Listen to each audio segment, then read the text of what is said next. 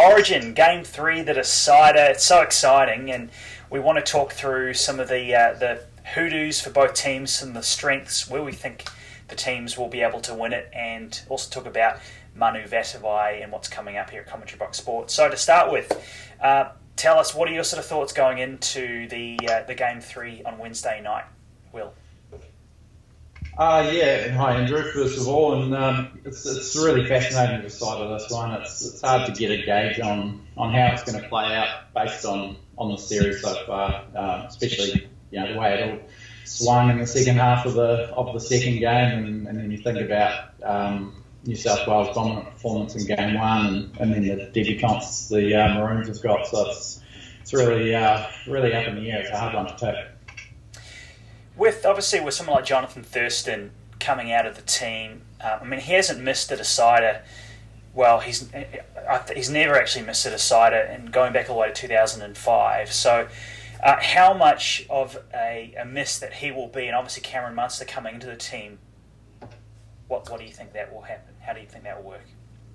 It's obviously huge without Thurston there. He's been obviously such a key part for the series. He's played those 36 games in a row. Just one of the stats that I've dug up here, Queensland haven't won an Origin game without Thurston or Darren Lockyer in their team since the 1999 series opener. And the last decider the Maroons won without either of those two was in 1991. So it really shows how much Queensland do have to adjust without such, a key senior player and a debutant also coming into such a key position for this one.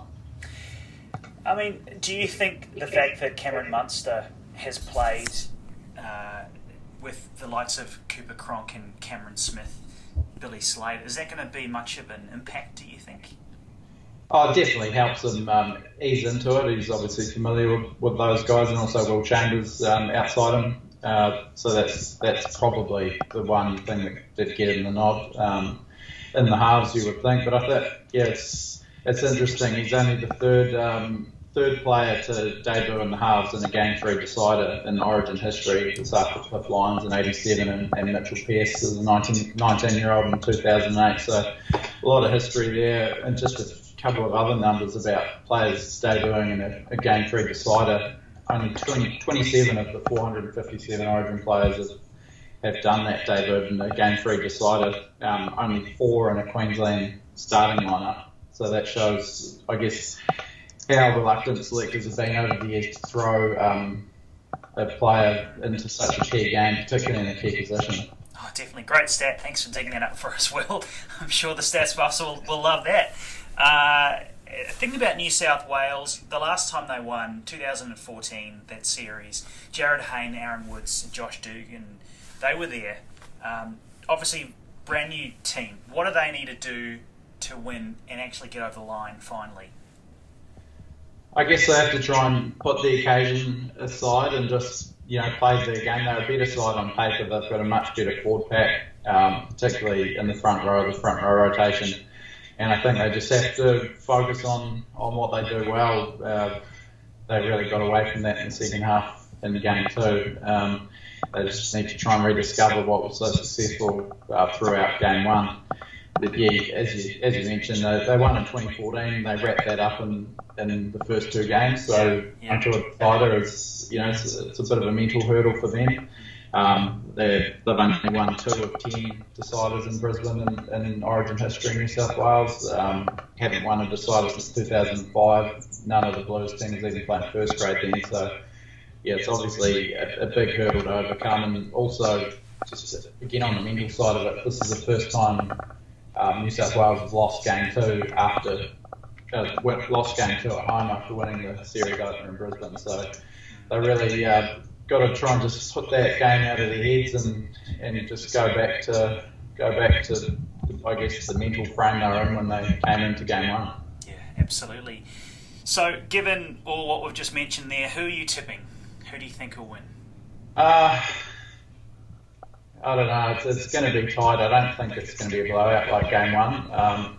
Probably just have to give the edge to New South Wales. I still think Queensland have stuffed up by leaving Daly Cherry-Evans out going in with a couple of untried combinations. Michael Morgan's never even played centre at first grade level.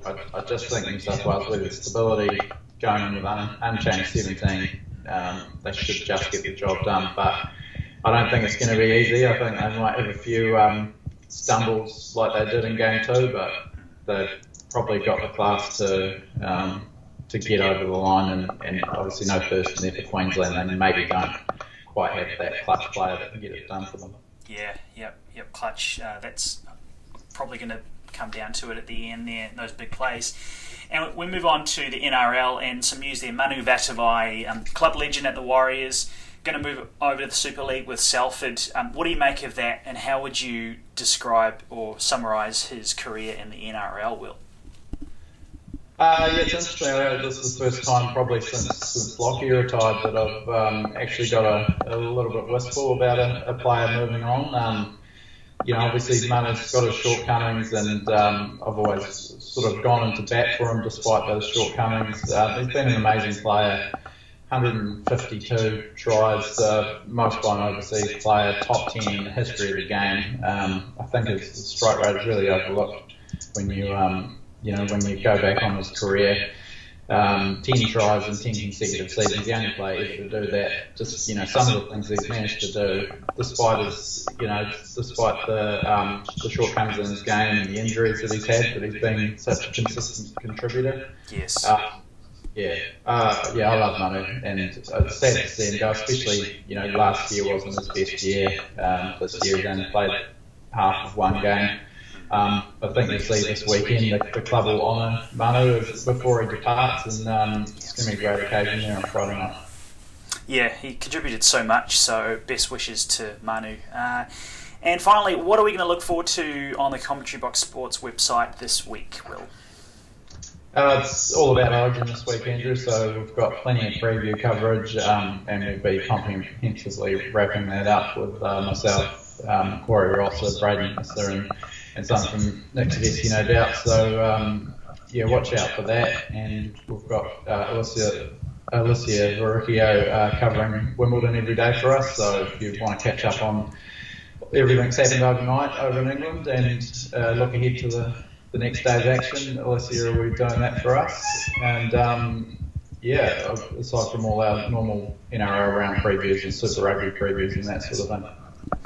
Excellent. Well, thanks everyone for watching. You can find us on commentaryboxsports.com, Facebook and Twitter. And thanks to Will. We'll see you again next week.